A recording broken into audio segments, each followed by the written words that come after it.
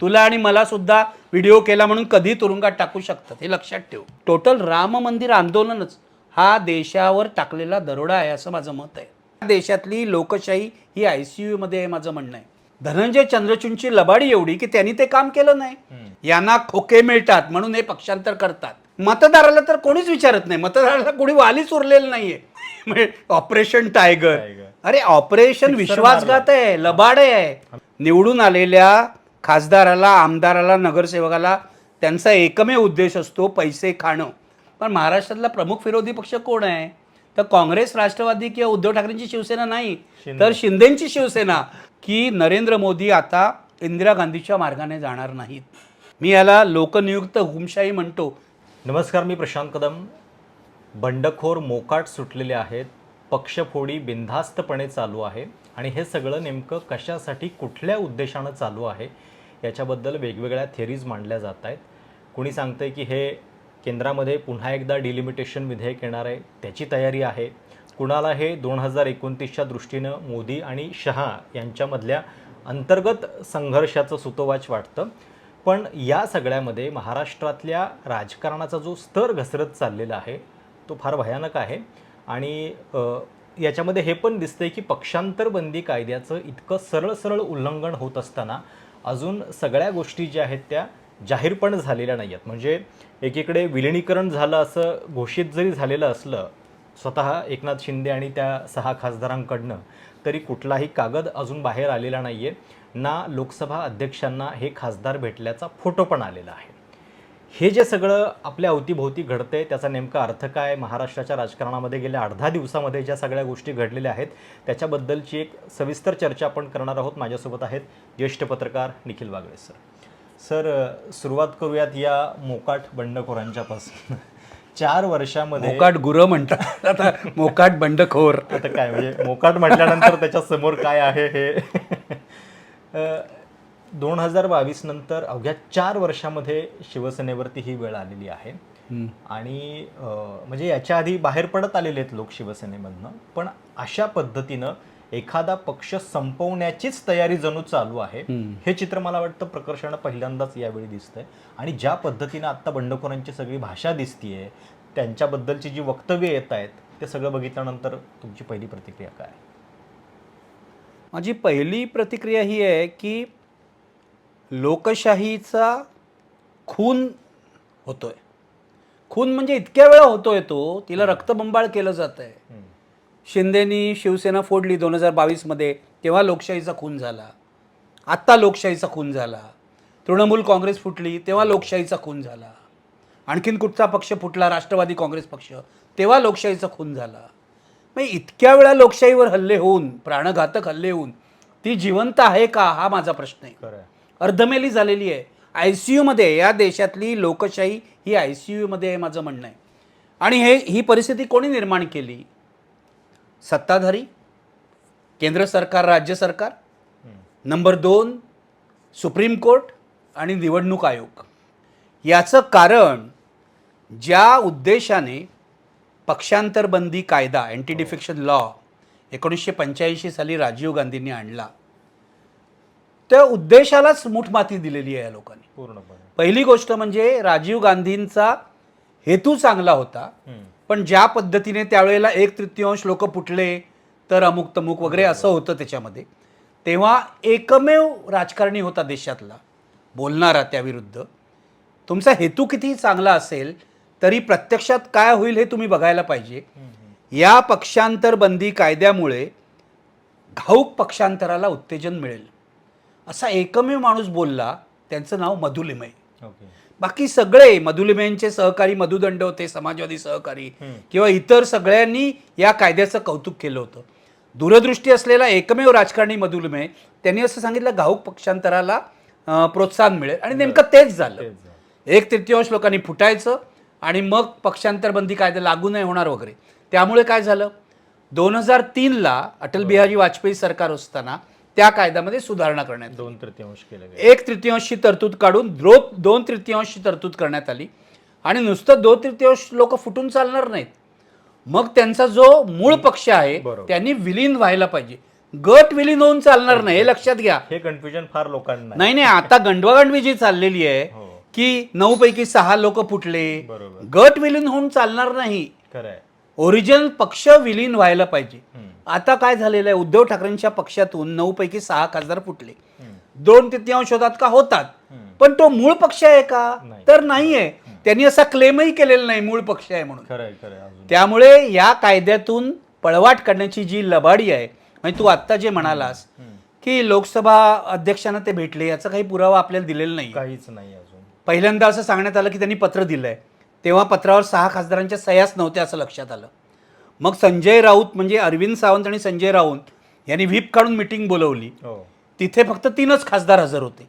त्यानंतर असं सांगण्यात आलं की हे 6 खासदार फुटलेले आहेत आणि लोकसभा अध्यक्षांना भेटलेले आहेत. तू योग्य प्रश्न विचारलास की फोटो कुठे आहे? फोटो कुठे आहे? एरवी तुम्ही कुठे टॉयलेटला गेलं तरी फोटो देता तुम्ही मीडियाला, एवढं तुमचं मीडिया खंड आहे तुमचा. खरं आहे, खरं आहे. तर तुमचा फोटो कुठे आहे? अध्यक्षांना भेटलात, लोकसभा अध्यक्षांना, याचा 6 खासदाराचा फोटो तर पाहिजे ना.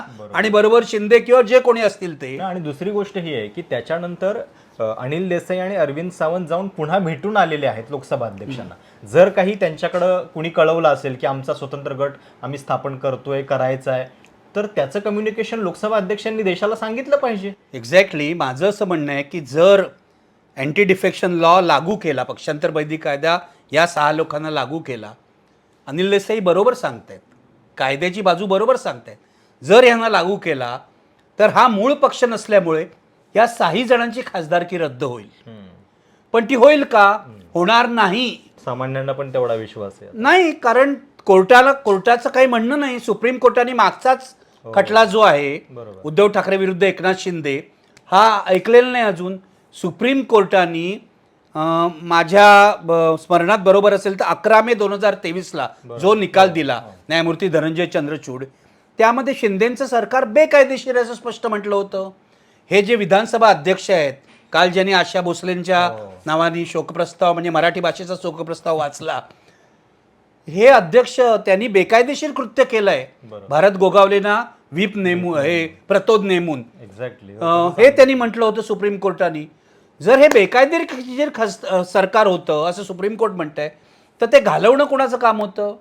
ते घालवणं काम सुद्धा सुप्रीम कोर्टाचंच होतं. बरोबर. धनंजय चंद्रचूडची लबाडी एवढी की त्यांनी ते काम केलं नाही. त्यांनी बेकायदेशीर ठरवलं, त्या विधानसभा अध्यक्षांकडे ते सोपवलं. आणि विधानसभा अध्यक्षांनी ती डबल लबाडी केली पुढे की कमीत कमी वेळात निर्णय द्या, 3 महिन्यात निर्णय द्या असं असताना त्यांनी पुढे ढकललं आणि नंतर काहीतरी एक असा ज्याला काय म्हणतात, ओढून ताणून आणलेला युक्तिवाद म्हणता येईल. No one killed democracy. No one killed democracy, no one defected. कोणीच पक्षांतर केलं नाही. त्यांनी काय निर्णय दिला? यांनी पक्षांतर केलं नाही. उद्धव ठाकरेंच्या लोकांनी पक्षांतर बंदी कायद्याचा भंग केलेला नाही. तेव्हा आणि हे प्रकरण आता सुप्रीम कोर्टात 3 वर्षाहून अधिक काळ आहे, 2023 पासून आहे, 3 वर्षाहून अधिक काळ. त्याची सुनावणी सुप्रीम कोर्टाने केली नाही. बरोबर. माझा चीफ जस्टिसना म्हणजे धनंजय चंद्रचूडपासून आजपर्यंत सर्व चीफ जस्टिसना हे विचारणं आहे की तुम्ही सत्ताधाऱ्यांपुढे मिंदे झालात का? हा माझा प्रश्न आहे.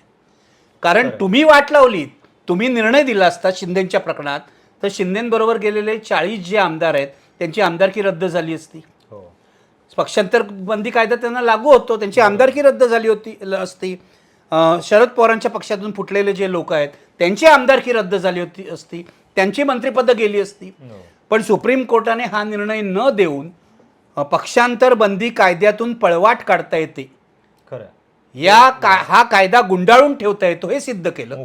तिथे निवडणूक आयोगाने काय केलं? मी असं म्हणतोय, तिघांनी मिळून हे कांड रचलेलं आहे. सुप्रीम कोर्ट, निवडणूक आयोग आणि सरकार. याचं कारण निवडणूक आयोगाने तिथे शिंदेनाच म्हणजे ज्यांच्यावर आरोप आहेत पक्षांतर केल्याचा, त्या लोकांनाच त्यांनी चिन्ह आणि नाव दिलं ना, शिवसेना. तेव्हा हे 3 आपल्या देशातल्या घटनात्मक 3 संस्था, सरकार, शासन संस्था, त्यानंतर निवडणूक आयोग आणि सुप्रीम कोर्ट, तिघं जबाबदार आहेत पक्षांतर कायद्याची पक्षांतर बंदी कायद्याची वाट लावायला. अशा वेळेला लोकशाही जिवंत कशी राहील? जी लोकशाही जिवंत राहावी, लोकांनी वाटेल तशी पक्षांतरं करू नयेत म्हणून हा कायदा आणला होता ना. कारण 67 सालपासून 85 पर्यंतचा अनुभव होता की आयाराम गयाराम हा शब्द कसा आला. खरं आहे. घाऊक पक्षांतर होत होती. 77 साली भजनलाल काँग्रेसमध्ये होते, तो अख्खा पक्ष घेऊन जनता पक्षात गेले, मग पुन्हा काँग्रेसमध्ये परत आले, आयाराम गयाराम झालं तिकडे. एका दिवसात 2 वेळा पक्ष बदलल्याची पण उदाहरण तेव्हा अशी घाऊक पक्षांतर होत होती म्हणून तो कायदा आणला. आता त्या कायद्याचाच खून पाडलेला आहे. माझ्या मते आपली लोकशाही ICU मध्ये गेलेली आहे. म्हणजे बाकी तर मी बोलतच नाही, हे पक्षांतर का करतात हा प्रश्न जर तू विचारलास, विचारण्याआधीच मी सांगतो, यांना पैसे मिळतात, यांना थैल्या मिळतात, यांना खोके मिळतात म्हणून हे पक्षांतर करतात.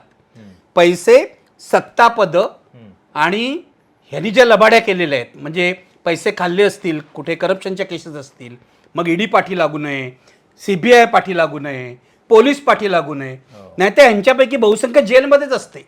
शिंदेबरोबर गेलेले 40 आमदार आणि हे आत्ताचे 6 यांच्या पाठी जर ED आणि CBI लागलं आणि त्यांनी प्रामाणिक चौकशा केल्या, त्यापैकी बहुसंख्य जेलमध्येच गेलेले असते.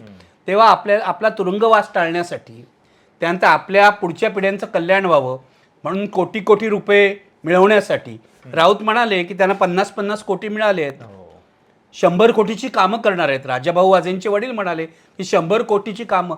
अरे कुणाच्या पैशाने हे सगळं करताय? आमचा पैसा आहे. बरोबर. ते काय शिंदेच्या खिशातला पैसा नाही ना, फडणवीसच्या खिशातला पैसा नाही, अमित शहाच्या खिशातला पैसा नाही. त्यांनी खिशातल्या पैशांनी ह्या लोकांना विकत घेतलं असतं तर वेगळा मुद्दा असता. आमचा पैसा आहे. जनतेच्या तिजोरीतले पैसे वापरून 100 कोटीची कामं तुम्ही कुठच्या मतदारसंघात करणार? फुटलेल्यांच्या मतदारसंघात का करणार? कोणी विचारतच नाहीये. मीडिया सुद्धा हा प्रश्न विचारत नाहीये, पत्रकार म्हणजे बाकी जनता सुद्धा हा प्रश्न विचारत नाही. मतदाराला तर कोणीच विचारत नाही, मतदाराला कोणी वालीच उरलेलं नाहीये. म्हणजे मला सांग, आम्हाला नेहमी प्रश्न विचारला जातो, 2024च्या लोकसभा निवडणुकीमध्ये एक तत्व म्हणून, एक विचार म्हणून आम्ही भाजपच्या विरोधात काम केलं, निर्भय बनो आंदोलन. मी, विश्वंभर चौधरी, अमित सरवदे आणि अनेक लोक महाराष्ट्रातले त्यामध्ये इन्व्हॉल्व होते. जागोजागी मिटिंग घेतल्या. नंतर नाना पटोलेंनी मला फोन करून सांगितलं निकाल लागल्यावर लोकसभेचा की तुमच्या या सगळ्या मोहिमेचा आम्हाला उपयोग झाला, महाविकास आघाडीला धन्यवाद, असं त्यांनी सांगितलं. मला स्वतःला फोन आला होता. आता मी म्हणतो आम्ही हे पाप केलं. आम्ही हे 6 खासदार निवडून येण्यामध्ये जर निर्भय बनो आंदोलनाचा थोडा जर भाग असेल तर पहिल्यांदा मला जाऊन त्यांना काय करायला पाहिजे? मी अहिंसक माणूस आहे, काय करायला पाहिजे? चपलांचा हार द्यायला पाहिजे की मतदारांची माफी मागायला पाहिजे? उद्धव ठाकरेंनी मतदारांची माफी मागितली. या मतदारांनी या 6 लोकांना मतं का दिली? भाजपच्या विरोधात म्हणून मतं दिली ना. 22 साली शिंदे फुटले होते. हे 24 साली निवडून आलेले 6 लोक आहेत. ओमराजे निंबाळकर, संजय दिना पाटील आणि बाकी संजय जाधव वगैरे हे 6 लोक, यांना लोकांनी मतं दिली कारण हे भाजपच्या विरोधात होते, हे ओरिजिनल शिवसेनेबरोबर राहिले होते. काय केलं यांनी? मतदारांचा अपमान केला यांनी, मतदारांशी प्रतारणा केलेली आहे. खरं तर मी सांगू का, पूर्वीपासून आमची एक मागणी होती जेपीच्या आंदोलनापासून, राईट टू रिकॉल. आपल्या लोकप्रतिनिधींना परत बोलवण्याचा अधिकार लोकांना असला पाहिजे. मध्य प्रदेशात काही ग्रामपंचायतीत हा अधिकार देण्यात आला होता. जर आपला लोकप्रतिनिधी काम करत नसेल किंवा तो जी आश्वासनं दिली ती पूर्ण करत नसेल तर त्याला परत बोलवण्याचा अधिकार पाहिजे. जर तो असताना त्यांच्यापैकी एकही टिकला नसता, एकही टिकला नसता. की तुम्हाला जर बदलायचं तर किमान राजीनामा द्या, पण तेवढी पण माझं तर हे म्हणणं आहे. हे काय स्वतःला म्हणतात शिंदे, मी टायगर आहे, ऑपरेशन टायगर. अरे ऑपरेशन विश्वासघात आहे, लबाड आहे, ऑपरेशन लबाडी आहे, आपण सिक्सर मारली. काय वापरतात शब्द ऑपरेशन टायगर?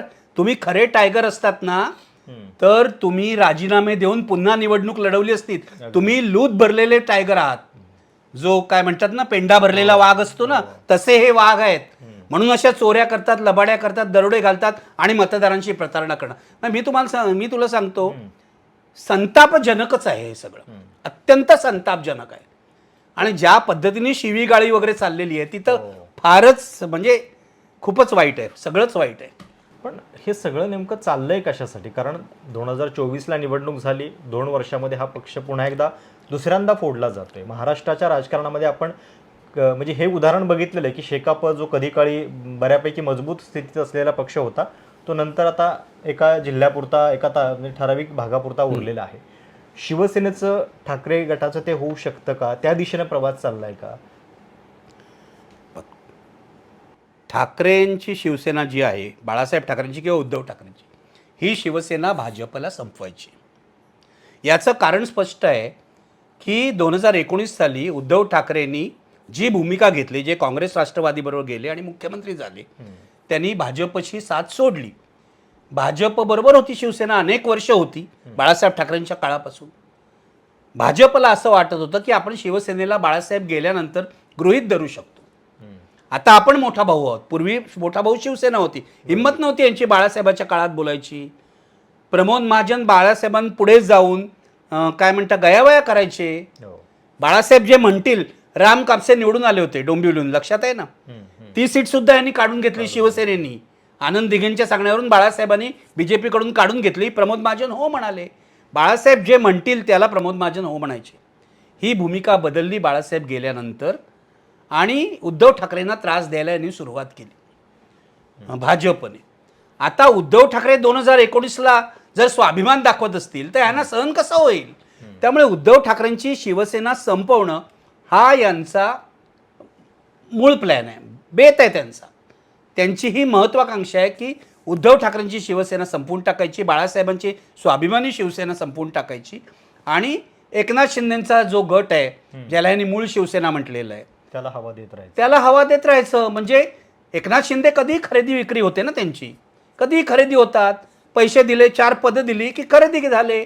एकनाथ शिंदेनं स्वाभिमान आहे कुठे? लाज वाटायला पाहिजे त्यांना वाघाचं चित्र लावायला. त्यांनी लांडग्याचं लावलं पाहिजे किंवा कोल्ह्याचं लावलं पाहिजे.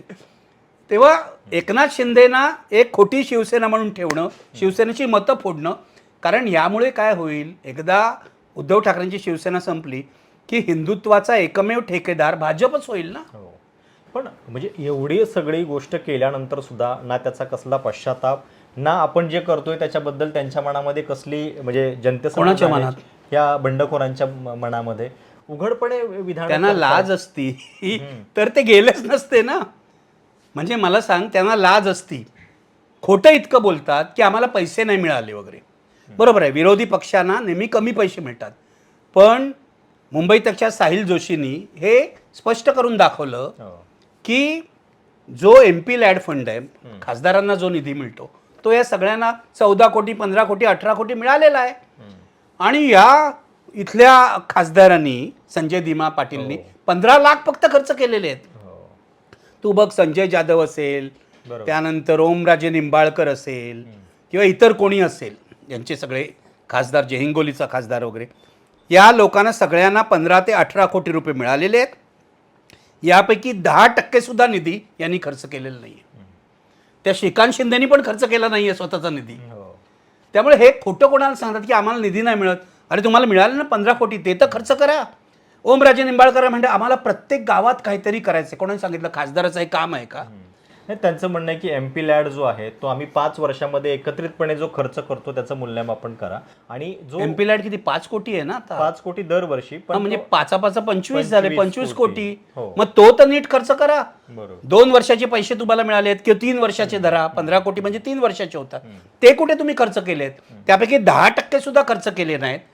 हे लोक, मी तुम्हाला सांगतो, यांना सगळ्यांना पैसे खायचे असतात. निवडून आलेल्या खासदाराला, आमदाराला, नगरसेवकाला त्यांचा एकमेव उद्देश असतो पैसे खाणं. आम्ही निवडणुकीत पैसे घातले, ती त्यांची इन्व्हेस्टमेंट आहे, गुंतवणूक आहे. आता गुंतवणूक केली, भांडवल घातलं, मग भांडवलावर रिटर्न नको काय यायला? पुढची 5 वर्ष हा रिटर्नचा काळ आहे. त्यामुळे हे सगळे जे आहेत आमदार, खासदार, नगरसेवक, हे 5 वर्ष लोकांची कामं काही तोंडदेखली करतात आणि आपले काय घातले आहेत 1 कोटी 2 कोटी 3 कोटी 5 कोटी, काही काही ठिकाणी 10 कोटी, हे रिकवर कसे होतील हे बघतात. आता या 6 खासदारांनी काय केलेलं आहे? यांनी रिकव्हरी केलेली आहे. यांना जर 50 कोटी दिले असतील तर झाला ना वसूल. याचा पैसा झाला, निवडणुकीत जो खर्च केला तो पैसा वसूल झाला. ओमराजे निंबाळकरांनी एक नाटक केलं की सगळ्या आपल्या कार्यकर्त्यांची बैठक बोलवली. ते नाटक होतं. आधीच काय होणार हे कळलेलं होतं. तिकडून त्यांच्या इकडून जे लोक आहेत धाराशिवमधले, ते सांगत होते की ओमराजे निंबाळकरांनी ही बैठक बोलवली आहे, हे सगळं नाटक आहे. इथे कार्यकर्ते येणार, कार्यकर्ते म्हणणार नाही आम्हाला पैसे पाहिजे, आमची कामं होत नाहीत. कार्यकर्त्यांना कशाला पैसे पाहिजेत? कामासाठी नाही, कार्यकर्त्यांना कंत्राटं लागतात. कार्यकर्ते तुमच्यासाठी काम करतात, तुम्ही मुख्य कंत्राटदार, कार्यकर्ते हे त्याचे छोटे उपकंत्राटदार. एकूण सगळी लोकशाहीमध्ये, यांच्या तथाकथित लोकशाहीमध्ये कंत्राटी पद्धत चाललेली आहे आणि हे पैसे रिकवर करायला, पैसे वसूल करायला तिकडे गेलेले आहेत. चौकशा सुरू केल्या यांच्या, तर काय होईल? या ज्या 5-6 खासदारांच्या आहेत, तुम्ही 2024ला निवडून आलात तेव्हा काय सांगितलं? उद्धव ठाकरेंनी लोकांना काय आश्वासन दिलं? उद्धव ठाकरेंवर लोकांची माफी मागायची वेळ का आली याचाही विचार करत नाहीत. आम्ही जाणार, आम्ही जाणार, आम्ही जाणार. आणि मला लाज अशी वाटते, निदान बाकीचे गप्प तरी बसले.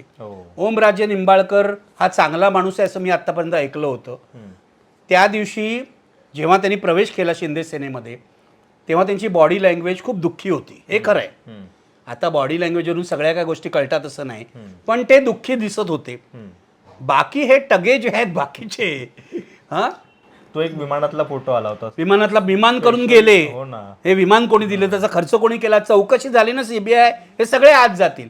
आणि हा संजय दिना पाटील, पत्रकारांच्या बद्दल पण हा तर मवाली एक जात. म्हणजे असं आहे की तुम्ही कोणाला तिकीट देता? मी मगाशी म्हटलं, निर्भय बन आंदोलनाने काय भूमिका घेऊन प्रचार केला की भाजपच्या विरोधात, कारण भाजप हा देशविरोधी पक्ष आहे. पण उद्धव ठाकरेंनी संजय दिना पाटलाला तिकीट का दिलं? संजय दिना पाटलाचा इतिहास काय आहे? तो मवालीपणाचा आहे ना, आणि तो वडिलोपार्जित इतिहास आहे मवालीपणाचा. तुम्ही एक तर तुम्हाला लाज नाही, तुम्ही पक्षांतर केलं पैसे घेऊन. दुसरं म्हणजे तुम्ही शिव्या घालता पत्रकारांना, बॉम्ब टाकेन, स्मशानात पाठवेन. अरे तू आहेस कोण? 5 लोकांना मारलं, 5 खून केलेत म्हणे मी. याला ताबडतोब ऑन द स्पॉट अटक व्हायला पाहिजे होती. एक्झॅक्टली. आणि म्हणजे या राज्यामध्ये कायद्याचा काही धाक आहे नाही. हा का बोलतो मी सांगतो. कारण त्याला आता आत्मविश्वास आलेला आहे की सरकार त्याचं काही वाकडं करू शकत नाही किंवा सरकार त्याला वाचवेल. सरकार त्याच्या पाठी आहे. हे उद्धव ठाकरेंच्या पक्षात राहून हा बोलू शकला असता का? मी 5 खून केलेत, मी अमुक करीन, मी खासदार आहे विसरून जाईन, मी स्मशानात पाठवीन. हां, मला कळत नाही हा कॉन्फिडन्स कुठून आला? बरोबर. शिंदेच्या सेनेत गेल्यामुळे आला की आता देवेंद्र फडणवीस गृहमंत्री आपल्याला वाचवतील? काहीच करू शकत. ऑन द स्पॉट असं म्हणणाऱ्याला मी 5 खून केलेत, निदान चौकशी तर करा. माझं काय म्हणणं आहे, अरेस्ट वगैरे पुढच्या गोष्टी, FIR लॉन्च करा. बरोबर. अजिबात त्यांनी जी माफी मागितली आहे ना, अजिबात मान्य करण्यासाठी नाही. त्याच्यामध्ये तुला स्पष्टीकरण देतोय. तो काय म्हणतो, संजय राऊतनी मला शिव्या दिला. अरे संजय राऊतनी, समजा आपण असं गृहीत धरू, संजय राऊतनी जे केलं ते चूक आहे असं माझंही मत आहे. संजय राऊतनी शिवीगाळ करता कामा नये. संजय राऊत 3ऱ्या वेळेला राज्यसभेचे खासदार झालेले आहेत. संजय राऊत हे संपादक आहेत. आणि ऐक, संपादकाचं शस्त्र काय आहे? लेखणी ना, आणि भाषा. तुमच्याकडे भाषा जेव्हा नसते ना, तुमच्याकडे भाषा जेव्हा कमी पडते ना, तुमच्याकडे जेव्हा आक्रमक भाषा कमी पडते, मराठीतलं जे शब्द सामर्थ्य आहे ते तुमच्याकडे कमी पडतं, तेव्हा तुम्ही अशी शिवीगाळ करायला लागता. हे लक्षात घ्या. प्रबोधनकार ठाकरेचा तुम्ही वारसा सांगता ना, प्रबोधनकार ठाकरेंनी अशा प्रकारची शिवीगाळ नाही केली. ते अत्यंत आक्रमक लिहायचे, खूपच आक्रमक लिहायचे, पण अशा प्रकारे हा भोसडीचा, तो भोसडीचा अशा शिव्या नाही दिल्या. प्रेस कॉन्फरन्समध्ये बसून संजय राऊत अशा शिव्या देतात. आता असं आहे की संजय राऊत सरकारविरुद्ध भांडतायत, त्यामुळे त्यांच्याविषयी सहानुभूती आहे. पण मी तुला सांगतो, अशा प्रकारे एका संपादकाने शिवीगाळ करणं प्रेस कॉन्फरन्समध्ये मला तरी मान्य नाही. लोकांना पटो वा पटो, न पटो, म्हणजे त्यांचा राग मी समजू शकतो, त्यांचा उद्वेग मी समजू शकतो. माझे खासदार फुटले, अमुक झाले, तमुक झालं, आणि ज्या पद्धतीची समोरची लढाई आहे त्या पद्धतीने, पण तुम्ही तुमचा उद्वेग व्यक्त करायला तुमचं शब्द सामर्थ्य वापरा ना. तुम्ही सामनाचे संपादक आहात ना, समर्थन होऊ शकत नाही. तुमचं शब्द कमी पडलेले आहेत. हा, मग हे लोक काय म्हणतात आता, म्हणाला मी 5 लोकांना मारले किंवा स्मशानात जा किंवा आणखीन काय म्हणाल ना, तो संजय दिना, दोघंही संजय आहेत म्हणा, हा संजय दिना पाटील, हा संजय राऊत. मुद्दा असा आहे, तो असं म्हणाला की मला खूप संजय राऊतांनी वगैरे शिव्या दिल्या. बरोबर आहे ना. काल त्यांनी क्षमा मागितली, माफी मागितली, पण या माफीला काय अर्थ नव्हता. जशी आपले नार्वेकरांची माफी होती ना, राहुल नार्वेकरांची, त्यांनी पण खुलासा दिला ना की माझी झेरॉक्स अस्पष्ट होती किंवा फॉन्ट बारीक होता. तसंच आहे, संजय राऊतनी मला शिव्या दिल्या, माझ्या बायकोला शिव्या दिल्या, माझ्या मुलीला शिव्या दिल्या. अरे संजय राऊतनी समजा तुला शिव्या दिल्या असतील, तू पत्रकारांना का दिल्यास? मुद्दा असा आहे, पत्रकार स्वतःचं काम करतोय ना, पत्रकार जाऊन प्रश्न विचारतोय, पत्रकारांना का शिव्या दिल्यास तू? आणि 5 काय दहशत माजवण्याचा हा प्रकार आहे ना. मी 5 खून केलेस, माझं म्हणणं आहे, या संजय दिना पाटलाची चौकशी व्हायला पाहिजे. त्यांनी 5 खून केले असतील तर कसे केलेले आहेत. बरोबर. तो बॉम्ब म्हणणार संजय राऊत बोलतात ते बरोबर आहे. संजय राऊतने आज कमिशनरला देवेंद्र भारतीला पत्र लिहिलेलं आहे की याची चौकशी करा म्हणून. खरं आहे. पण ती जी क्लिप मी बघत होतो ना, मला तर कळलंच नाही की ते या प्रश्नामुळे इतके का चिडले. राजुल पाटील ज्या त्यांच्या कन्या आहेत त्यांच्याबद्दलचा तो प्रश्न होता. आता जर तुम्ही अशी भूमिका घेताय की माझ्या घरातल्या लोकांच्या बद्दल बोलू नका, घरातल्या लोकांना तिकीट कोणी दिली, नगरसेविका आहे ना ती, तुमच्या मुलीला नगरसेवक पण करायचंय आणि तिच्याबद्दल प्रश्न विचारल्यानंतर तुमचा एक्झॅक्टली काय येतो एवढा. ते म्हणतात की माझी मुलगी नगरसेविका आहेत, माझी आणखीन कोण सून भाजपमध्ये आहेत, असं मध्ये बोललं होतं, आणखीन कुठेतरी आहे. तर असं जर सगळं असेल, तुमच्या घरातले लोक राजकारणात असतील तर त्यांना लोक प्रश्न विचारणारच ना. मतदारांचा हक्क आहे. माझी तर काय इच्छा आहे मी तुला सांगू का, की हे शिवीगाळ वगैरे याला काय अर्थ नाही. हा मवालीपणा आहे आणि हे महाराष्ट्राच्या संस्कृतीत बसत नाही, हे महाराष्ट्र धर्मात बसत नाही. असे महाराष्ट्र धर्म हा खरा, यशवंतराव चव्हाण असतील, SM जोशी असतील, राजकारण आम्ही पाहिलं आहे रे एवढ्या सगळ्या लोकांचं. हे काय राजकारण आहे. आणि माझं असं म्हणणं हेही लोकांना पटणार नाही, पण हे मला बोललं पाहिजे की ही शिवराळ भाषेची संस्कृती कोणी आणली तर पहिल्यांपासून बाळासाहेब ठाकरेंनी आणली. हे आपल्याला अमान्य करून चालणार नाही की जसं राजकारणाच्या गुन्हेगारीकरणाचं पहिलं पाप हे महाराष्ट्रामध्ये शरद पवारांनी केलेलं आहे 1985ला पप्पू कलानी आणि हितेंद्र ठाकूर यांना तिकीटं देऊन, आणि नंतर मग राजकारणाचं गुन्हेगारीकरण वाढत गेलं. आता तर राजकारण हे पूर्णपणे गुन्हेगारांच्याच ताब्यात गेलेलं आहे. राजकारणाचं गुन्हेगारीकरण वगैरे नाही, आता गुन्हेगारीचं राजकीयकरण झालेलं आहे. हे लक्षात घ्या तुम्ही. उलटं झालेलं आहे.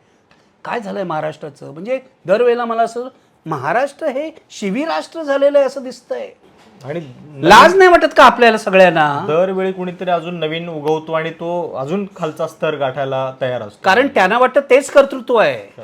कळलं का. हा एक पायंडा त्याच्यामुळे पडत नाही नाही, त्यांना तेच कर्तृत्व, कारण यांचं वाचन नाही, यांचं मनन नाही, यांचं चिंतन नाही, काहीच नाही. ट्रेनिंगच नाही ना कार्यकर्त्यांचं. कोणत्याच पक्षाच्या कार्यकर्त्यांचं हल्ली ट्रेनिंग होत नाही. एखाद दुसरा कम्युनिस्ट पक्ष वगैरे होत असेल म्हणजे अपवाद म्हणून, पण बाकी जे मोठे पक्ष आहेत यापैकी कोणत्याही कार्यकर्त्यांची वैचारिक जडणघडण होत नाही. त्यांना असं वाटतं की विरोधकांच्या अंगावर जाणं हेच राजकारण आहे, शिवीगाळ करणं हेच राजकारण आहे, मारामाऱ्या करणं, आपल्या नेत्यासाठी मारामाऱ्या करणं हेच राजकारण आहे. हे या कार्यकर्त्या, आणि हे कार्यकर्ते इतके मूर्ख असतात की उद्या एखाद्या नेत्याच्या मुलीचं किंवा मुलाचं लग्न झालं की तिथे सर्वपक्षीय लोक आनंदाने बागडताना दिसतात. श्रीमंती थाटात ते लग्न होतं, सर्वपक्षीय लोक तिथे येतात. म्हणजे राष्ट्रवादी काँग्रेसच्या जर कोणाचं तरी लग्न असेल तर भाजपवाले येतात, शिवसेनावाले येतात, एकमेकाला हस्तांदोलन करतात, एकमेकाची गळाभेट घेतात, आणि कार्यकर्ते इथे शिवीगाळ करून जीव घ्यायला निघालेले आहेत. जीव घ्यायला निघाले. कसली संस्कृती आहे. महाराष्ट्र संपला आहे. मी तुला सांगतो, कोण वर काढणार आहे महाराष्ट्राला, मला हेच कळत नाही. मला याचा खूप त्रास होतो. डोकं फिरेल असं वाटतं. कधी कधी मला वाटतं ना, सिंहासन सिनेमा त्या निळूभाऊंचं डोकं फिरलं ना आपल्या पत्रकाराचं, दिगू टिपणीस, तसं डोकं फिरेल रे आपलं सगळ्यांचं रोज रोज हे ऐकून. हे भयंकर आहे. आणि मतदार लोक काहीच करू शकत नाही. मतदार काय करणार आहे. खरं म्हणजे माझं स्वप्न असं आहे की हे फुटीर जे लोक आहेत, पैसे घेऊन गेले लोक आहेत, यांना हजारो लोकांनी, मतदारांनी घेराव टाकायला पाहिजे. पण तसं काय होणार नाही, कारण त्याची दहशत असते. प्रॉब्लेम तोच झालाय की लोक निवडणुकीपुरतच राजकारण बघतात. एक्झॅक्टली. तर आपल्याला प्रश्न विचारायचे आहेत, लोकांना म्हणजे जबाबदार धरायचे यांना, हे विसरून जातात. परवा उद्धव ठाकरेंनी जे भाषण केलं वर्धापन दिनाच्या कार्यक्रमामध्ये, त्याच्यामध्ये एक निसटता हा मुद्दा आला होता की शिवसेना काय निवडणुकीपुरतीच आहे का. उद्या आम्ही आमदार खासदार निवडून नाही आणले, नगरसेवक निवडून नाही आणले, आम्ही निवडणुका लढवल्या नाहीत. बाळासाहेब ठाकरेंची मूळ कल्पना काय होती की 80% समाजकारण आणि 20% राजकारण. ते म्हणायचे राजकारण हा गजकारण आहे, त्यामुळे 80% समाजकारण, ते काय राहिलं नाही. पण आता शिवसेनेने असं ठरवलं, उद्धव ठाकरे निवडणुका लढवायचं नाहीत तर कशावर भांडाल, कोणाला फोडाल. मुद्दा असा आहे, हे निवडणुकापुरते राहिले ना, म्हणून ही सगळी देवाणघेवाण, चोऱ्या दरोडे वाढलेले आहेत. पण म्हणजे हे जे आता महाराष्ट्राच्या राजकारणात चाललंय, देवेंद्र फडणवीस विरुद्ध एकनाथ शिंदे, ज्याची सातत्यानं चर्चा या विधानसभा निवडणुकीच्या निकालानंतर चालू आहे, या पाठीमागं असं काहीतरी दिसतंय का. म्हणजे राज ठाकरेंचा एक वेगळाच तर्क होता की हे सगळं अमित शहांचं चाललंय, कारण अमित शहा आणि एकनाथ शिंदे यांचे संबंध जास्त चांगले आहेत आणि त्या दृष्टीनं पुढची तयारी करतात. पण हे अमित शहाला खुश करण्यासाठीच चाललेलं आहे ना. म्हणजे एकनाथ शिंदे महाराष्ट्रामधला प्रमुख विरोधी पक्ष कोण आहे असा प्रश्न मला विचारशील. सत्ताधारी पक्ष कोण आहे तर महायुती आहे, भाजप, एकनाथ शिंदे आणि अजित पवारांचा राष्ट्रवादी पक्ष. पण महाराष्ट्रातला प्रमुख विरोधी पक्ष कोण आहे तर काँग्रेस, राष्ट्रवादी किंवा उद्धव ठाकरेंची शिवसेना नाही, तर शिंदेंची शिवसेना. हा महाराष्ट्रातला म्हणजे तो सत्ताधारी पक्ष सुद्धा आहे आणि प्रमुख विरोधी पक्ष सुद्धा आहे. कारण निवडणुका आल्या की ह्यांची दोघांची जुमते ना, एकत्रितच फडणवीस विरुद्ध शिंदे असंच होतं. आणि असं आहे की ही लढाई अधिक तीव्र होत जाणार आहे. माझं लिहून घे 2029 पर्यंत. याचं कारण 2029ला जर फडणवीसांना महाराष्ट्रामध्ये 100% भाजप करायचं असेल तर ते शिंदेना संपवल्याशिवाय शक्य नाही. त्यामुळे आज उद्धव ठाकरेंना संपवण्यासाठी शिंदेचा वापर होतोय. उद्या शिंदेना सुद्धा हे लोक संपवणार आहेत. आज शिंदेना वाटतंय अमित शहा आपल्या बाजूला आहे, फडणवीसांवर अमित शहांचा राग आहे, अमित शहा आपली बाजू घेत आहेत. आता शिंदेनी 6 आमदार आत्ताच का फोडले, 6 खासदार, कारण अमित शहाला खुश करायला. आता बघ 293 त्यांचे खासदार होते, बरोबर आहे. NDA 240 Bhajap, 293 NDA. 20 तिथून आले, कुठून, टीएमसी मधून, तृणमूल काँग्रेसमधून 20 आले. 293 अधिक 20 म्हणजे 313, 313 अधिक 6 319 झाले. यांना किती पाहिजे 2/3ला 360 पाहिजे. आता चर्चा अशी चालू आहे की समाजवादी पक्ष सुद्धा हे लोक फोडतायत म्हणून तिथून 25-30 लोक येणार आहेत. अशी खूप दिवस चर्चा चालू आहे. खरं खोटं मला माहीत नाही. पण जर समाजवादी पक्ष फोडला यांनी तर 319 अधिक 30 दर म्हणजे 349 खासदार होतील. म्हणजे फक्त 11 उरतील 2/3ला. जे डिलिमिटेशन बिल पास करायचं आहे किंवा ज्या घटना दुरुस्त्या करायच्या आहेत त्यासाठी फक्त 11 खासदार यांना कमी पडतील, जे ते कुठूनही आणू शकतात. अपक्ष अमुक तमुक करून आणू शकतात, काही करू शकतात. उद्या भारताची घटना बदलून ही हिंदू राष्ट्र आहे असं त्यांना करायचं असेल तर 2/3 मेजॉरिटी पुरेशी आहे. त्यासाठी हे सगळं चाललंय. आणि शिंदे 6 खासदारांचा आपला वाटा अमित शहाना खुश देण्यासाठी करतायत, देत आहेत. मुद्दा असा आहे, राज ठाकरे म्हणाल ते बरोबर आहे, हे इंटरनल वॉर आहे का, अमित शहा स्वतःचे खासदार जमवत आहेत का, असूही शकतं. या क्षणाला जी चर्चा चालली आहे दिल्लीमध्ये, आता कॅबिनेट रिशफल होणार आहे, कॅबिनेटमध्ये फेरबदल होणार आहे मोदींच्या सरकारमध्ये, मंत्रिमंडळामध्ये. पुढच्या कदाचित एक आठवड्याभरातच कदाचित होईल, आता 2 दिवसात होईल किंवा आठवड्याभरात होईल, जेव्हा कधी होईल तेव्हा. अशी चर्चा दिल्लीमध्ये चालली आहे की अमित शहाना कदाचित उपपंतप्रधान केलं जाईल, जसं वाजपेयींनी अडवाणींना केलं होतं. लक्षात आहे तुझ्या? काही वर्षांनी वाजपेयींनी अडवाणींना उपपंतप्रधान केलं. प्रोजेक्शनचाच प्रकार. हा म्हणजे नेक्स्ट मीच आहे. मोदींनी जर अमित शहाना उपपंतप्रधान केलं तर मोदींचे वारसदार कोण हा प्रश्न सुटला. मग मोदींचे वारसदार फडणवीस नाहीत किंवा तो आदित्यनाथ नाही, कोणीही नाही दोघं. मग मोदींचे वारसदार अमित शहा होतील. आणि मला असं वाटतं ही जी चर्चा आहे ना ती आज ना उद्या सत्यात उतरेल. यावेळी नाही उतरली ते पुढच्या वेळेला उतरेल. कारण अमित शहा हा आग्रह धरणार की तुम्ही जाण्यापूर्वी मला उपपंतप्रधान करून जा, म्हणजे मग मी पंतप्रधान होऊ शकतो. त्यांचा चेहरा असा काही मास लीडरचा चेहरा नाहीये. तेव्हा राज ठाकरेंच्या तर्कात काय चूक नाहीये. जो तर्क मांडलेला आहे की माझे खासदार मी गोळा करतोय वगैरे, हे होऊ शकतं. संघाला आता मोदी नकोच झाले, त्याने मोदी 75 पारही केली आहे त्यांनी. आणि चौथ्यांदा एखाद्या नेत्याच्या इमेजवरती मतं मागणं, याच्यामध्ये एक पॉलिटिकल फटीक पण असतो. हो, आणि संघाला कसं आहे, संघाला अमित शहा नको आहेत. अमित शहा त्यांना डोईजडच होतील. मोहन भागवत नाही माहिती आहे. संघाला देवेंद्र फडणवीस पाहिजे, पण अमित शहा कुठे फडणवीस नाही येऊ देतोय दिल्लीमध्ये. त्या अर्थानं ही लढाई फार महत्त्वाची. हा, त्या अर्थानं ही लढाई महत्वाची आहे. अमित शहा फडणवीस विरुद्ध शिंदेना वापरतोय, त्यांचा वापर करून घेणार जोपर्यंत उपयोग आहे तोपर्यंत, नंतर त्यांनाही कचऱ्यात फेकून देणार. असे कित्येक लोक त्यांनी कचऱ्यात टाकलेले आहेत ना. तेव्हा काय नाही, मुलाखतीच्या सुरुवातीला तुम्ही म्हणजे एकूणच लोकशाहीचा खून कसा होतोय आणि कशा सगळ्या गोष्टी घडतात हे सांगत होता. नेमकं कालच 25 जून, दरवेळी 25 जूनला भाजप आपल्याला आणीबाणीची आठवण करून देतं आणि कशी म्हणजे आणीबाणीनं देशाची वाट लावली वगैरे वगैरे, ते सगळं ठीक आहे. पण आता हे जे घडतंय ते सुद्धा आणीबाणीच नाही आहे का? आणि त्याच्याबद्दल मग म्हणजे मला विशेष वाटतं की मुख्यमंत्री मध्य प्रदेशचे इतक्या मोठ्या जमीन घोटाळ्यामध्ये फसलेले आहेत, 213 प्लॉट्स खरेदी करतायत आणि मीडियामध्ये कुठेही त्याची डिबेट होताना दिसत नाहीये. राम मंदिराच्या देणगीबद्दल पण तेच. हो, हे कशाचं लक्षण आहे? नाही तुझं अगदी बरोबर आहे. मी तुला सांगतो की इंदिरा गांधींनी जी आणीबाणी आणली ती घटनादुरुस्ती करून आणली. नंतर पुन्हा एकदा घटनादुरुस्ती करावी लागली जनता पक्ष आल्यावर.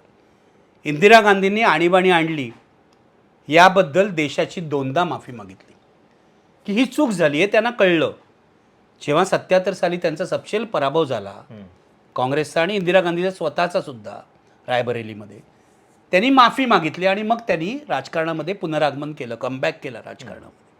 म्हणजे संघाने आणीबाणी विरुद्ध लढा दिला का?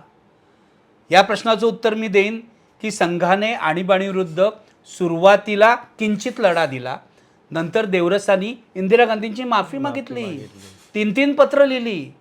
तेव्हा हे कसल्या गमजा मागतायत आणीबाणी विरोधाच्या? याही लढ्यामध्ये माफी मागितली. अरे अनेक लोक आणीबाणीमध्ये तुरुंगात मेले उत्तर प्रदेशच्या का राजकीय कार्यकर्ते. संघाचे कोण लोक आहेत? संघाच्या अनेक लोकांनी माफीनामे देऊन ते बाहेर आले होते. ही वस्तुस्थिती आहे. आता ते राजकीय भांडवल करतायत. माझं म्हणणं आहे इंदिरा गांधींची आणीबाणी जेवढी वाईट, मी असं मानतो इंदिरा गांधींची आणीबाणी त्याचं समर्थन होऊ शकत नाही, ते काँग्रेसने करू नये. बरोबर. ज्याबद्दल इंदिरा गांधींनी माफी मागितली त्याबद्दल अजून काही काँग्रेसवाले म्हणजे आणीबाणीचं समर्थन करतात, हा मूर्खपणा आहे. माझं म्हणणं आहे आणि इंदिरा गांधींची आणीबाणी जेवढी वाईट होती त्यापेक्षा अधिक वाईट ही मोदींची अघोषित आणीबाणी आहे. मोदींनी काय केलं? सर्व घटनात्मक संस्था ज्या आहेत त्या कमजोर बनवल्या. सुप्रीम कोर्ट कमजोर, निवडणूक आयोग कमजोर, संसद कमजोर, शासन संस्था कमजोर, RTIचा कायदासुद्धा त्यांनी कमकुवत केलेला आहे. सर्व घटनात्मक संस्था आणि लोकांना जे उपयोगी कायदे आहेत हे यांनी कमकुवत बनवलेले आहेत. मोदी हुशार आहे, ते इंदिरा गांधींकडून एक शिकले की अधिकृतपणे आणीबाणी आणायचीच नाही. ही अनधिकृत आणीबाणीच आहे. उमर खलिदला 6 वर्ष तुम्ही जेलमध्ये ठेवलेला आहे, 5 वर्षाहून अधिक काळ. याचा अर्थ काय होतो? काय गुन्हा आहे त्याचा? सुप्रीम कोर्टाला लाज वाटली पाहिजे, पण सुप्रीम कोर्टाची हिंमत नाही त्याला बेल द्यायची. तुम्ही एक तर खटलाही चालवत नाही. भीमा कोरेगावचे इकडे जे तुरुंगात आहेत आरोपी, त्यांचा काय गुन्हा होता? काही तुम्ही सिद्ध करत नाही, उगाच थापा मारता. चार्जशीटही नीट तुम्ही दाखल करत नाही, ती उशिरा दाखल करता. ही अघोषित आणीबाणीच आहे. आज सोशल मीडियावर कोणी काही मोदी सरकारच्या विरोधात लिहिलं तरी सुद्धा त्याला अटक होते ना. यूट्यूबवर एखादा व्हिडिओ केला एखाद्याने तरी सुद्धा त्याला अटक होते. एखादा कॉमेडियन असेल, तो काय बोलला तर त्यालाही तुरुंगात टाकता तुम्ही. ही आणीबाणीच आहे, ही अघोषित आणीबाणी आहे. आणि मी सांगतो की नरेंद्र मोदी आता इंदिरा गांधीच्या मार्गाने जाणार नाहीत. इंदिरा गांधींनी माफी मागितली, आणीबाणी परत घेतली आणि त्या पुन्हा निवडून आल्या. मोदी इंदिरा गांधीच्या मार्गाने जाणार नाहीत. मोदी पुतीनच्या मार्गाने जातील किंवा एर्डोगन तुर्कस्तानच्या देत राहतील. हां, निवडणुका होत आहेत. काय बोगस निवडणुका आहेत ना? काय झालं? पश्चिम बंगालमध्ये SIRचं काय झालं? महाराष्ट्रामध्ये काय झालं? हरियाणामध्ये काय झालं? सगळ्या मॅनिप्युलेटेड निवडणुका आहेत. सगळ्या मॅनिप्युलेटेड निवडणुका. एकही खरी निवडणूक नाही. निवडणूक आयोगांच्या खिशात आहेत. हे भयंकर आहे ना. इथे लोकशाहीचा आभास निर्माण करत राहील. आपल्याला माहिती आहे लोकशाही ICU मध्ये आहेत. हे ढोल वाजवतील, लोकशाही आहे लोकशाही आहे, किंवा फार फार तर थाळ्या वाजवतील. आहे कुठे तुमची लोकशाही? मोदींच्या मंत्रिमंडळातच लोकशाही नाही आहे. कोणी त्या मंत्र्यांना विचारतच नाही. सगळं जे मोदी सरकार चाललंय हे मोदींच्या PMO तर्फे चाललंय ना, पूर्ण पंतप्रधानांच्या कार्यालयातर्फे चाललंय. पंतप्रधानांच्या कार्यालयात जे 250-300 अधिकारी आहेत ते सरकार चालवत आहेत.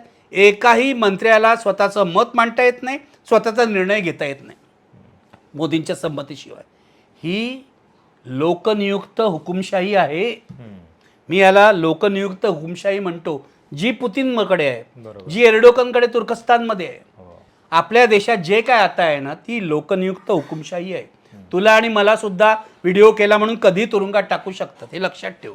तेवढी एकच स्पेस घरी सांगून ठेव. तेवढी एकच स्पेस उरली आहे. प्रश्न विचारला. हा, पण स्पेस उरली आहे, पण ते नाही ती फार नाही, आणि आता म्हणजे राम मंदिराच्या बाबतीत जे घडतंय, ज्या पद्धतीच्या बातम्या येत आहेत, जर काँग्रेस सरकारच्या काळामध्ये हे घडलं असतं केवढं झालं काय असतं. झालं असतं? नाही आता तू दोनचा उल्लेख केलास, मोहन यादवचं भ्रष्टाचार आणि राम मंदिर. मला सांग एवढा मोठा भ्रष्टाचार आहे. मोहन यादवनी किती 300हून अधिक एकर जमीन घेतलेली आहे.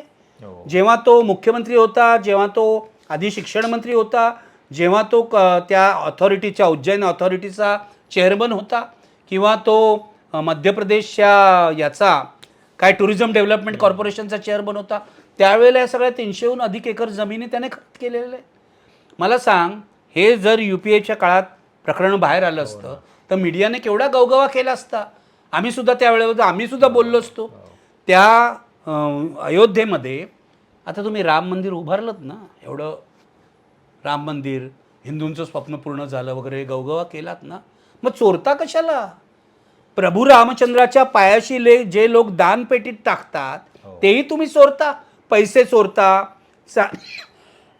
चांदीच्या सोन्याच्या विठा चोरता, मूर्ती चोरता, जमिनी लाटता. काय ज्यांना आरोपी म्हणून केलेलं आहे ह्याच्यामध्ये तो कोण आहे? त्या राम मंदिर ट्रस्टचे जे सेक्रेटरी आहेत चंपतराय यांचाच तो सहकारी आहे. आणि त्यांच्या यादव कोणी आहे तो, कुन्नू यादव का टुन्नू यादव कोणतो, त्याला अटक केली आहे. आता त्याला काल 15 दिवसानंतर FIR केला. जेव्हा पहिल्यांदा अखिलेश यादव याबद्दल बोलले ना, उत्तर प्रदेश चर्चा होती, अखिलेश यादव बोलले, तेव्हा अखिलेश यादवनंच मोडीत काढलं या सरकारनी आदित्यनाथच्या. हे असं काय घडलेलंच नाही, हे सगळे अश्रद्ध लोक आहेत वगैरे म्हणून. झाला ना घोटाळा. कितीचा घोटाळा आहे आम्हाला सांगा? 200चा आहे, 300चा आहे का 50 कोटीचा आहे? अजूनही माहीत नाही.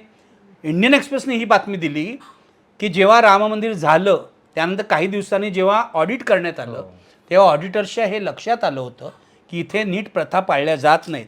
तेव्हा त्यांनी सांगितलं तुम्ही प्रोफेशनल माणसांची नेमणूक करा. त्यांनी केली नाही. माझा असा आरोप आहे की राम मंदिराच्या ऑडिटसाठी प्रोफेशनल माणसाची नेमणूक न करण्यामागे हाच विचार होता की कधीतरी आपल्याला चोरी करता येईल, आपल्याला लबाडी करता येईल. मी तुला सांगतो, नाही, टोटल राम मंदिर आंदोलनच हा देशावर टाकलेला दरोडा आहे असं माझं मत आहे. भक्तांच्या श्रद्धेचा, प्रभू रामचंद्राबद्दल जी श्रद्धा या देशामध्ये आहे त्याचा गैरफायदा भाजपने घेतला आहे. मी तुला सांगतो, जेव्हा हे विटा जमा करत होते ना गावागावातून, आणि त्या राम मंदिर आंदोलनासाठी 85 पासून सुरू झालं, जेव्हा पैसे जमा करत होते, तू जर आनंद पटवर्धनची राम के नाम बघितली असशील तर त्यामध्ये एका माणसाची मुलाखत आहे. त्या माणसाचं नाव आहे विश्वबंधू गुप्ता. हा विश्वबंधू गुप्ता इन्कम टॅक्स कमिशनर होता त्या काळामध्ये. त्यांनी यांच्या पैशावर आक्षेप घेतला होता. तुम्ही देणग्या कशा जमा करताय मला सांगा, यांची चौकशी सुरू केली होती. नंतर काँग्रेसच्या काळामध्ये कसं आहे, काँग्रेसने पण UPA सरकारने पण बोटचेपेपणा दाखवला ना. चौकशी करायला पाहिजे होती, यांना तुरुंगात टाकायला पाहिजे होती, पण UPA सरकारची ती हिंमत नव्हती. ही लबाडी आहे. टोटल राम मंदिर आंदोलन ही रामावरच्या श्रद्धेचा गैरफायदा घेण्याची चळवळ होती, हे लक्षात घ्या. हे आता तरी लोकांचे डोळे उघडले पाहिजेत. याचं कारण तिथे जातात लोक, श्रद्धेने जातात, अंधश्रद्धेने जातात, सोन्याच्या विटा देतात, चांदीच्या विटा देतात, त्याचा वापर करून हे लोक पैसे कमवत आहेत. एक रिक्षावाला साधा जो आरोपी आहे, ऑटो रिक्षा, त्याने आता फॉर्च्युनर घेतलाय. बघितलं फॉर्च्युनरची किंमत किती? 40 लाख तरी असेल. त्यांनी फार्म हाऊस बांधलेत, काय काय उद्योग केलेले आहेत, काय म्हणजे. आणि हे जर UPAच्या काळात झालं असतं, मनमोहन सिंग पंतप्रधान असते तर मीडियाने आवाज केला असता. पण आता मीडिया विकला गेलेला आहे, पूर्णपणे विकला गेलेला आहे. कुठेच चर्चा नाही, थातूर मातूर चर्चा करतात. मी बघितलं राजदीप सरदेसाईच्या प्रोग्राममध्ये पण बघितलं, राम मंदिरामध्ये चोरी झाली, थातूर मातूर चर्चा. मोहन यादवच्या जमीन कांडावर भूखंड जो भ्रष्टाचार आहे, शरद पवारांचा भूखंड भ्रष्टाचार आपल्याला आठवतो, 288 भूखंड बाळासाहेब ठाकरेंनी आरोप केलेला. पण या भूखंड भ्रष्टाचारावर चर्चा कुठे आहे? आणि मराठी वृत्तपत्र तर एवढं छापत पण नाही. काल एवढ्या दिवसांनी लोकसत्तेने अग्रलेख लिहिला. आणि पूर्वी असं होतं त्या काळामध्ये, म्हणजे मी जेव्हा सुरुवात केली की पेपरमध्ये अशी एखादी बातमी दिसल्यानंतर किती तुटून पडायचे, फॉलोअप घ्यायचे आणि टीव्हीवरती चर्चा व्हायच्या त्याच्या. एक्झॅक्टली. हे आता बंदच झालं. म्हणजे एवढी मोठी हे मोकळं वातावरण होतं. हे बघ, मी तुला सांगतो एक गोष्ट, मी मागेही बोललोय. मी काँग्रेसच्या काळामध्ये पत्रकारिता केली, बहुसंख्य पत्रकारिता. 2014ला मी मेनस्ट्रीम मीडियातून बाहेर पडलो मोदी आल्यावर. बाहेर पडलो म्हणजे आम्हाला सगळ्यांना घरी पाठवलं. पण तोपर्यंत 2014पर्यंत माझी जी पत्रकारिता होती 1977 पासून 2014 पर्यंत म्हणजे किती वर्ष लक्षात घे 30 निदान 40 45 वर्ष ही बहुसंख्य काळ काँग्रेसचीच सत्ता होती ना. काँग्रेसवाले पैसे खायचे, काँग्रेसवाले भानगडी करायचे, काँग्रेसवाले भ्रष्टाचार करायचे. पण काँग्रेसनी आणीबाणी वगळता इतर वेळी कधी तुमच्यावर असा दबाव आणला नाही की बाबा रे हा माझ्या विरुद्ध बोलतो म्हणून याची नोकरीच घालवा, बरोबर, खुनशीपणे नोकरी घालवा किंवा ह्याला बदला, याच्या जागी दुसरा संपादक नेमा किंवा ह्याला पैसे देऊन खरेदी करा, आमचाच माणूस तिथे घ्या, आमचाच माणूस. हे जे 14 नंतर मोदींच्या काळात झालेलं आहे ना, हे कधीही काँग्रेसने केलं नाही, हे मान्य करायला पाहिजे. आता पुन्हा काँग्रेसवाले सत्तेत आले तर कदाचित करतील, कारण ते भाजपकडून शिकलेले आहेत. माहित नाही मला, राहुल गांधींनी हे करू नये अशी माझी अपेक्षा आहे. याचं कारण राहुल गांधी हा चांगला माणूस आहे असं मला वाटतं. पण काय चाललंय देशामध्ये, म्हणजे मी जे म्हणतोय ना, एवढे आता कोण भ्रष्टाचारी नाही. अगदी आता तू मोहन यादवचं काढलं, एक्सप्रेसने काढलं, त्या एक्सप्रेसच्या रिपोर्टर्सना कोंडून घातलं ना, त्यांनी कोंडून ठेवलं. तो रिपोर्टर सांगत होता, मी ऐकलं परवा व्हिडिओमध्ये, तो जॉय मुजुमदार, हां, त्याला कोंडून ठेवलं, धमक्या दिल्या त्यांना. मला सांग, हा जो गोव्याचा मुख्यमंत्री आहे प्रमोद सावंत, भाजपचाच आहे, त्याला अख्ख्या गोव्यामध्ये आणि कोकण पट्ट्यामध्ये प्रॉपर्टी सावंत म्हणून ओळखलं जातं. प्रमोद सावंत नाही, प्रॉपर्टी सावंत. आता मला सांग, यांनी मुख्यमंत्री झाल्यापासून किती प्रॉपर्टी केली. मोहन यादव सारखंच प्रकरण निघेल, मीडिया शोधतच नाही ना. तो तिकडचा बिस्व शर्मा, हेमंत बिस्व शर्मा, त्याच्यावर आधीसुद्धा गंभीर आरोप होते, तरीसुद्धा त्याला मोदींनी घेतला. या इथे आदर्श घोटाळ्यात अडकलेल्या अशोक चव्हाणला पण घेतला. तेव्हा आता काय, ना खाऊंगा ना खाणे दूंगा वगैरे काही नाही, सगळं 12 वाजलेले आहेत. आणि भ्रष्टाचाराच्या बजबजपुरीमध्ये मोदी सरकार नाही, मोदी सरकारची जी राज्य सरकार आहेत मोदींची, ही पण फसलेली आहेत असं मला वाटतं. फार भयंकर परिस्थिती आहे. खरं, म्हणजे एकूणच लोकनियुक्त हुकुमशाही हा जो सरांनी शब्द सांगितला आहे तो किती गंभीर आहे आणि त्यातले धोके किती आहेत आपल्या देशासाठी याची जरा कल्पना केली पाहिजे. आणि महाराष्ट्रातलं तर राजकारण जे सगळं घडतं आहे त्याचा स्तर दिवसेंदिवस खालावत चाललेला आहे. पक्षांतरबंदी कायद्याचे सगळे धिंडवडे जे आहेत ते रोज निघताना आपण बघतोय. आणि ते का निघत आहेत याचं कारण आहे की सुप्रीम कोर्टानं या सगळ्या संदर्भात किमान एक निकाल देऊन जी भूमिका दाखवायला पाहिजे होती ती त्यांनी शेवटपर्यंत घेतलेली नाही आहे. ही चर्चा आपण इथेच थांबवते, पण या सगळ्याबद्दल तुमची मतं जी काही आहेत ती आवर्जून कळवा. चॅनल सबस्क्राईब करायला विसरू नका. धन्यवाद.